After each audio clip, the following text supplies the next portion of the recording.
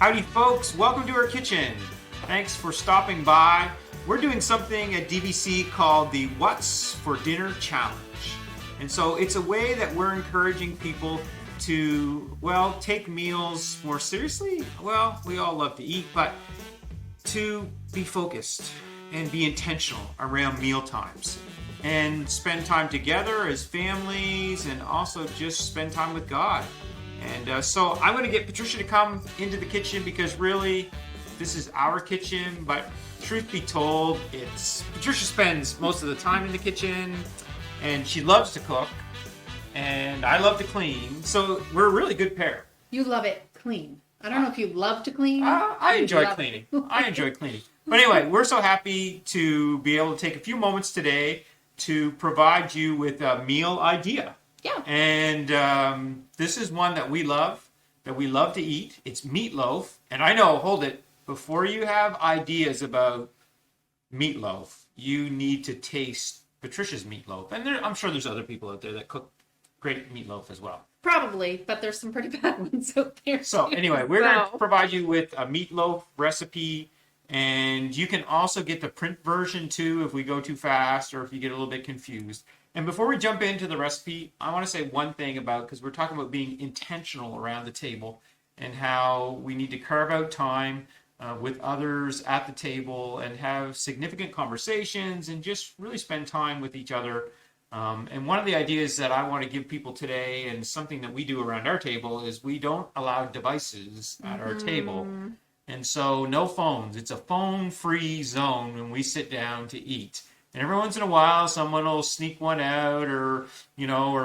I do to take pictures. Oh, yes. Patricia does take pictures. But, if they're buzzing or if there's a message coming in, we're like, no. And we might not always spend an hour at the table or anything.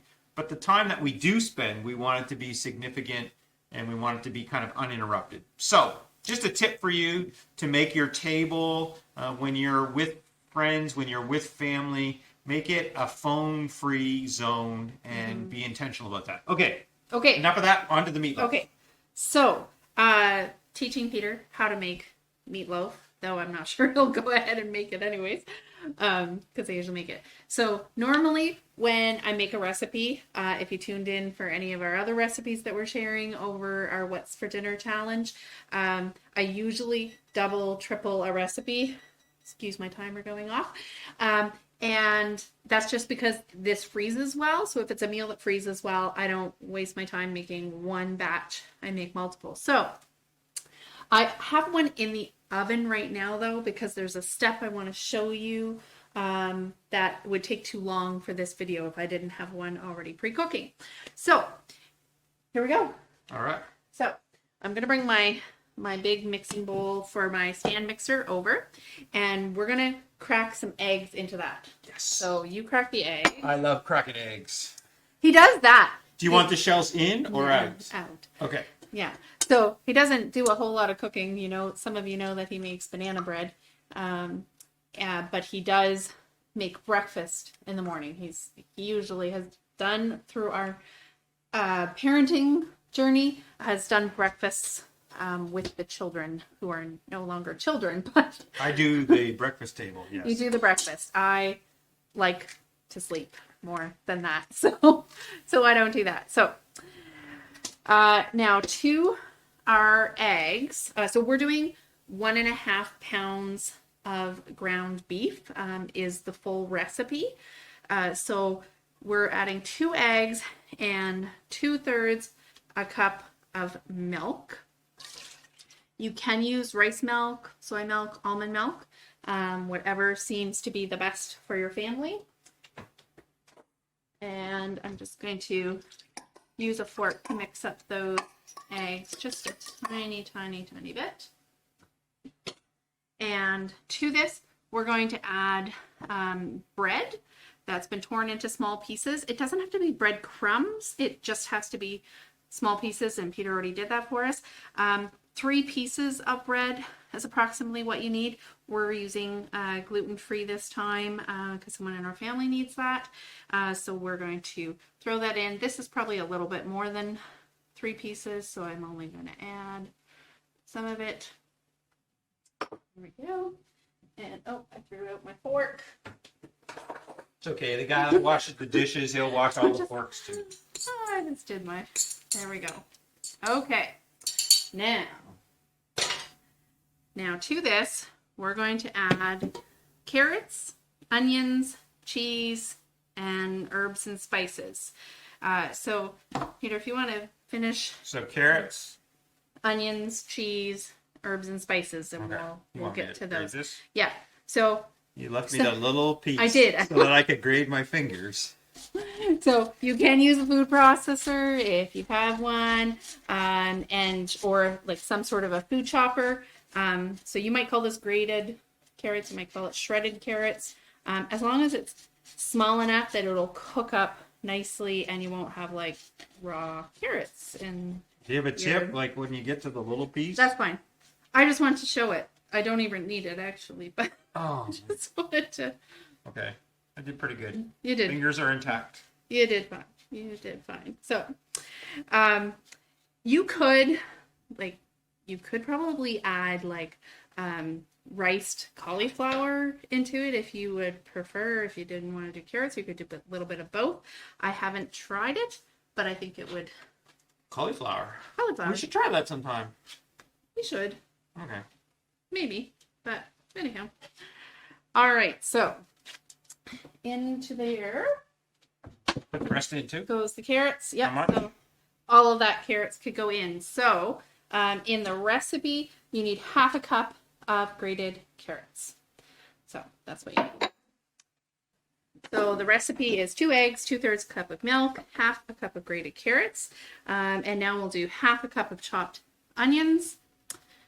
Yep. And if you don't love onions, omit the onions. I can't imagine a world without onions or garlic or chocolate. But if you no chocolate in your meatloaf. no chocolate in meatloaf. Chocolate. And there's actually no garlic in this meatloaf either. But you can chop them as small as you want. You can chop them till they disappear if you want. So half a cup of chopped onions. And before we mix the cheese in, let's add the spices. So we're going to do 1 teaspoon of salt. And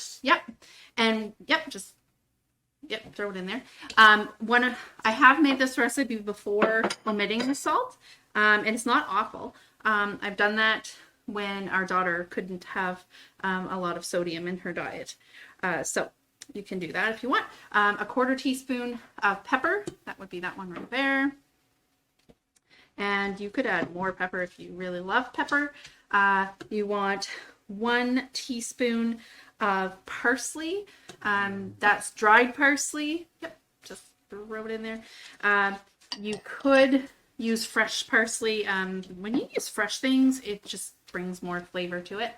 And then you have a choice. You can do 1 teaspoon of dried basil or 1 teaspoon of dried thyme. Or you could make them fresh basil or thyme. I've never mixed the two together. Maybe that's something you could try too. This one is thyme. Oh, thyme. It's thyme. It's thyme.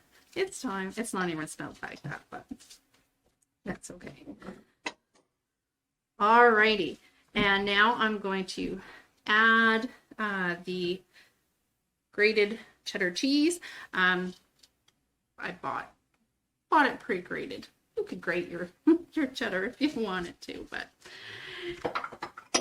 And if you want to pass me the beef, so this is 1.5 pounds of beef. So mix that all together. Maybe you can see it. I don't know.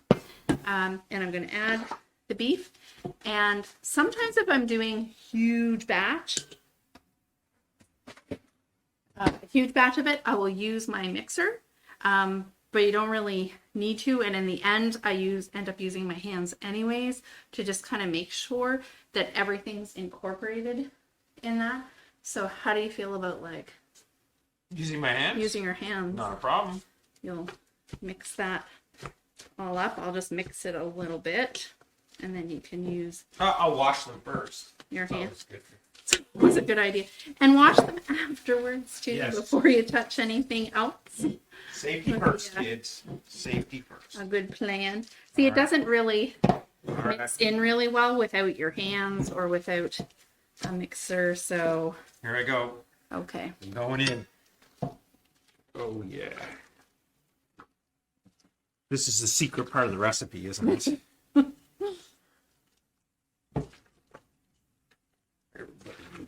Does it look like it's kind of more incorporated now? Everybody needs a good opportunity to mix the beef with their hands. Maybe. All right. I mean, Okay. it feels pretty. Yeah, looks a lot better. If you don't do that, if you don't really mix it in really well, then you get a piece of beef that doesn't have any of the spice or the cheese or the Who knew carrots. that what made your meatloaf so good Was my hands. was the hand mixing? Was my hands. All right. Okay. I will. You can go wash your hands. Okay. If you insist. Yeah, that's probably a good idea. Okay. So looks like it's, yeah, everything's mixed together a whole lot better. So I'm going to transfer all of this because it's just one loaf that I'm making out of this recipe. So I'm going to transfer all of this into my loaf pan. I have pretty decent sized loaf pans. You might have something a little bit smaller at home. If you have something a little bit bigger, you might figure out what you want to do kind of about that. So here's an important part. Okay. You washed your hands, so I'm going to do this part and then I'll wash my hands. Okay. So I hope you can see this in the video. I make space between my pan and the meatloaf. With your hand. With my hand, I just kind of go all the way around, making sure that it's, more or less flat. Okay. And I make that because then the fat will collect there. Okay. And it will be easier to pour off. It's going to shrink up a little bit anyways, but I need it to do that. So. Okay. So if you want to put that in the oven. Good trick. While I wash my hands, and then we'll get started with the sauce. Okay. Okay. So we're going to set our timer for, not for 2 hours, set it for 1 hour. Okay. And we're going to make our sauce, and then I'm going to bring out the meatloaf that's been cooking, show you that we drain the fat from it a bit, and then we top it with sauce, and then we cook it again. So for the sauce, Peter, I'll get you to put the brown sugar in. So 1 meatloaf needs half a cup of brown sugar, but we've got 1 pre-cooked and 1 that's cooking now. So we're doing 2. We're doing 2 meatloaves. 2 meatloaves. So we need, so we're doing a full cup of brown sugar. Okay. Because we're doing 2 meatloaves. 2 meatloaves, even though you just saw us put together 1. So it would be half a cup. It would be half a cup, yes. 1 meatloaf. Then we would need half a cup of ketchup. But we're doing 2 meatloaves, so we have 1 cup of ketchup. Mm-hmm. And you gotta press that. Oh, fancy. And then scrape it. We need every last bit of ketchup. Well, yeah. All the ketchup For lovers. sure. Why not? Okay. Good. Okay. Good. Okay.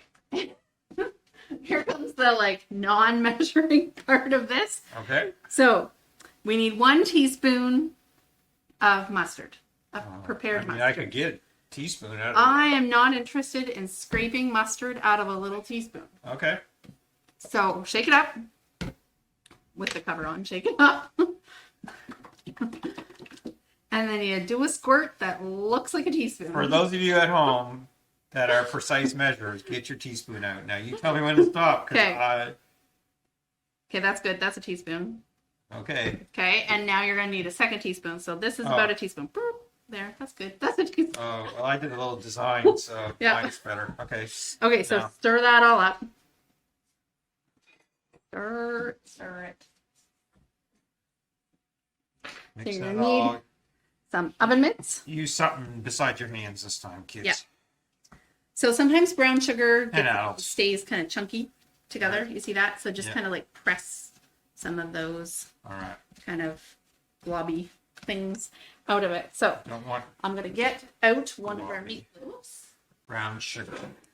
You can help it. Yes.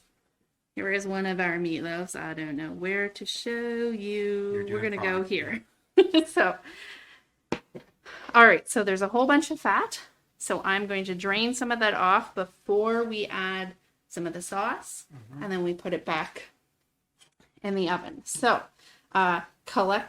don't pour this. If you're a child or a new cooker and you don't know this, you don't pour this down the sink. No. And you don't pour it into anything that's like a thin plastic either. So you want to use glass or metal. So find something to kind of like hold the meatloaf in with so that it doesn't fall out. And then and you can push down a little bit on the meatloaf too. I usually turn it around and do the other side as well, because there just seems to always be some more that comes out. Alrighty. Okay, so we are ready to top our meatloaf. I am going to just double check to see what the temperature is, especially for something like a roast or a full chicken or anything like that in meatloaf. You really want to use a meat thermometer to make sure that it reaches the proper safe edible temperature. So I like this to be kind of in the 130, 140 range before I put it in for the last bit of cooking, because then I generally know that at another 30 minutes it's going to be cooked. And I check it again. So it is at 140. Okay. So now we're going to... I'm still working the sauce. It's okay. There you go. It's good. So we have enough sauce for 2 meatloaves here. So we're just going to make sure that we save some.